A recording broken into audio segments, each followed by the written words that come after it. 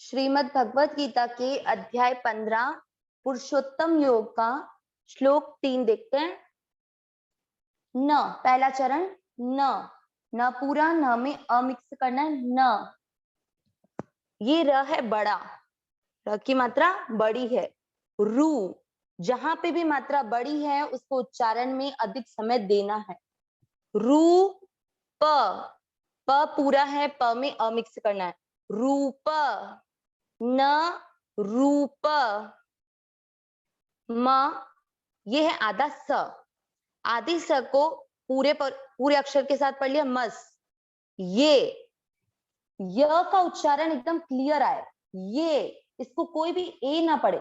ये य पे ए की मात्रा है। ये जा रहे हैं, हम कई बार बोलते हैं ना, ये वो है। ये ह पूरा है, मतलब ह के उच्चारण में अ मिक्स करना है। मस ये ह, मस ये ह। त थो प पूरा, तो प में क्या मिक्स करेंगे? अ। प कहने का मतलब ये हुआ कि ये जो प लिखा हुआ है इसका मतलब हुआ कि आधा प और अ से बना है। अब ये तो संस्कृत की वर्णमाला का प अक्षर हो गया, और इसमें जब अ मिक्स करोगे तब पूरा बनेगा। यहाँ पूरा लिखा हुआ है, मतलब ये संस्कृत का प और अ आना चाहिए। तथोप।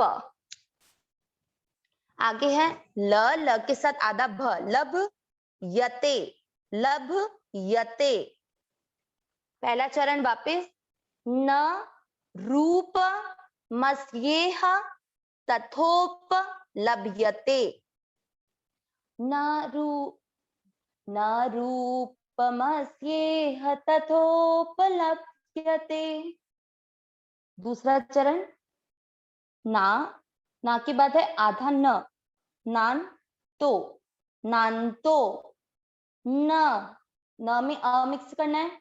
न ये जो चीज है इसको देखिए, यहाँ पे डैश है, मतलब ये पूरा एक ही शब्द है। इसको सरल करके लिखा है, क्योंकि जब हम देखेंगे तो ये इस तरह से लिखा हुआ है। न पे र की मात्रा, हमने इस र की मात्रा को इसके साथ जोड़ दिया, क्या बना? चादिर। जब र की मात्रा हटा दी तो बचा क्या? न, ये आ गया। चादिर न, चादिर। देखिए र के नीचे ये है हलंत, तो इसको आधा बोलना है। चादिर न, च पूरा, च सम। म के नीचे क्या है? हलंत, मतलब आधा है, तो सम, सम। प्रतिश टी के बाद में आधा श षटकोण वाला है। तीनों स में डिफरेंस उच्चारण में जरूर समझ में आए। प्रतिष्ठा, प्रतिष्ठा।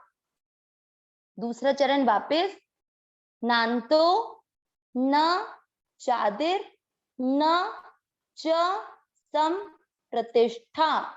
जहां पर हलंत है उसमें अ मिक्स ना करें, और जहां पर पूरा अक्षर है उसमें अ मिक्स करना है। पहला चरण और दूसरा चरण साथ में राग से पढ़ते हैं, साथ में जरूर बोले। न रूपमस्येह तथोपलभ्यते, नान्तो न चादिर न च संप्रतिष्ठा।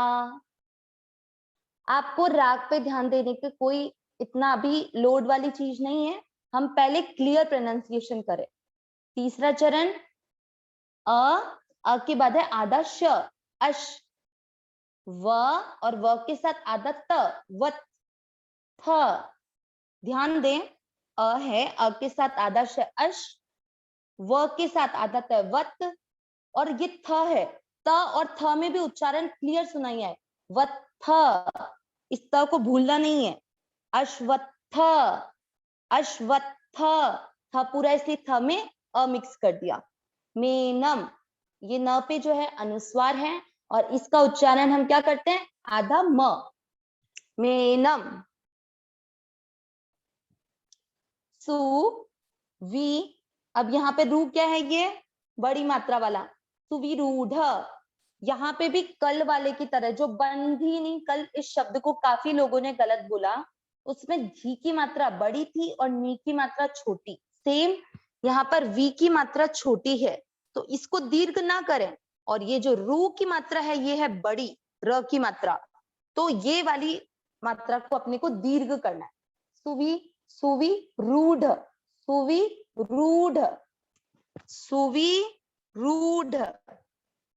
सेम यहीं पे मूल, मुंह की मात्रा, म की मात्रा बड़ी है ना, मूल, ल पूरा इसलिए ल में अ मिक्स कर दिया।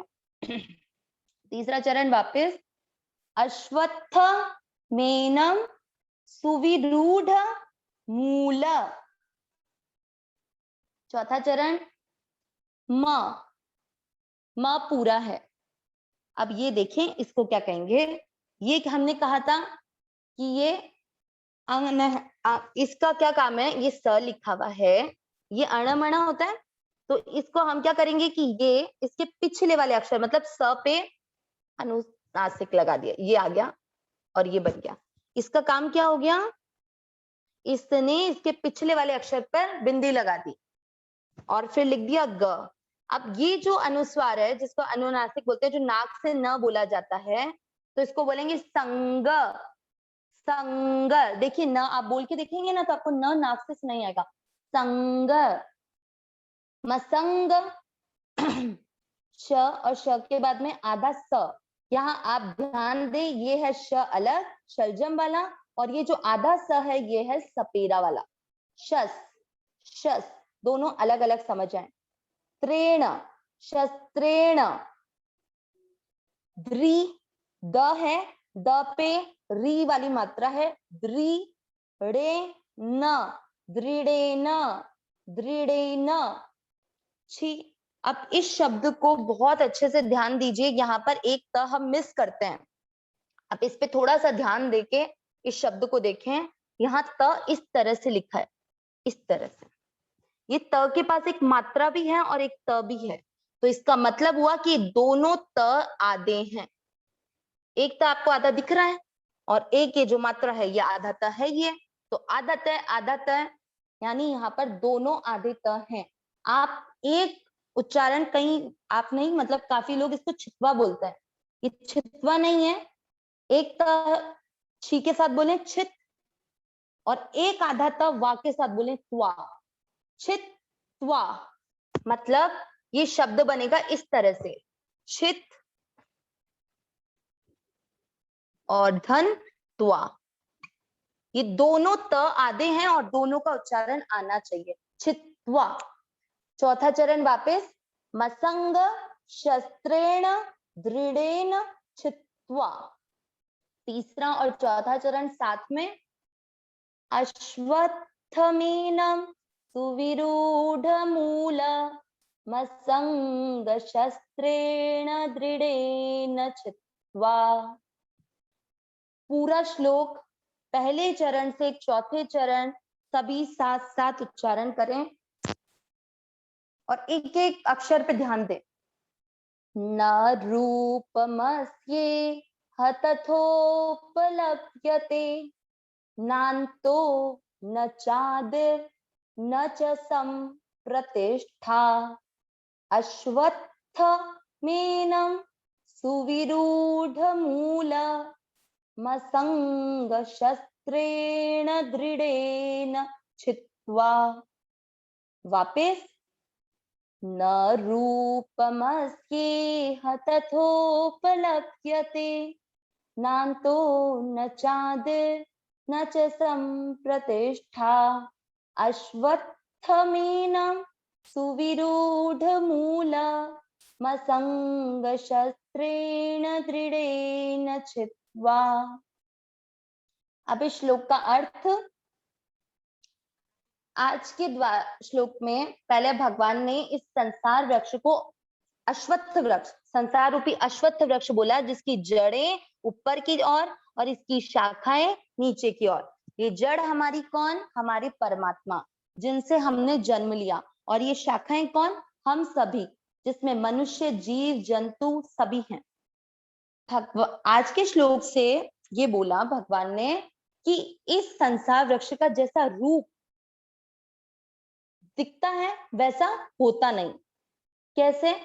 हमको लगता है कि इस संसार में कोई भी इंसान को जन्म देता है, ठीक, जैसे कि हमने माँ से जन्म लिया तो हमको क्या लग रहा है कि संसार की जड़ें कहाँ से है, संसार में ही है, और यहीं से हम इस वृक्ष को ऐसा मानते हैं ये जो जड़ है ना, ये हमारी यही संसार में है और इस संसार से ही हमारी शाखाएं निकल रही है।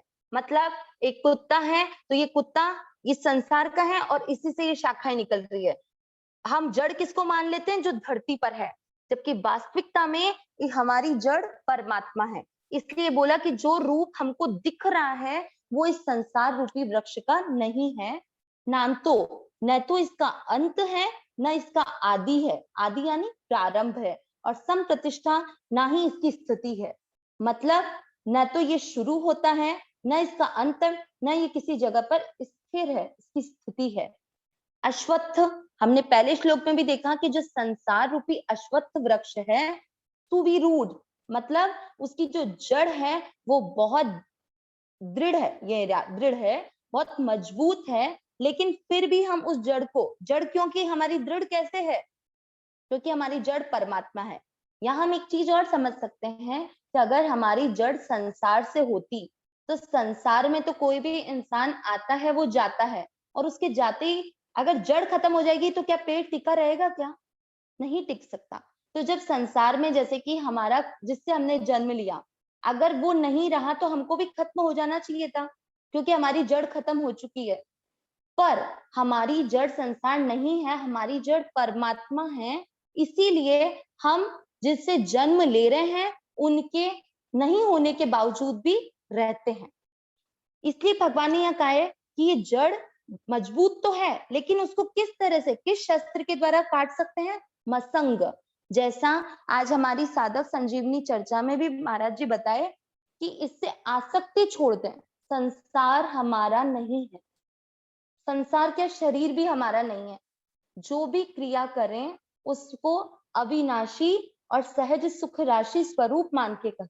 अपना स्वरूप क्या है? अविनाशी है और सहज सुख राशि है। ये मान के, यानी आसक्ति से रहित होकर इस शस्त्र से इसकी जड़ को काट दे। मतलब ये चीज, ये हमारी जड़ परमात्मा है, और फिर हमारा इस संसार की तरफ ध्यान नहीं जाएगा।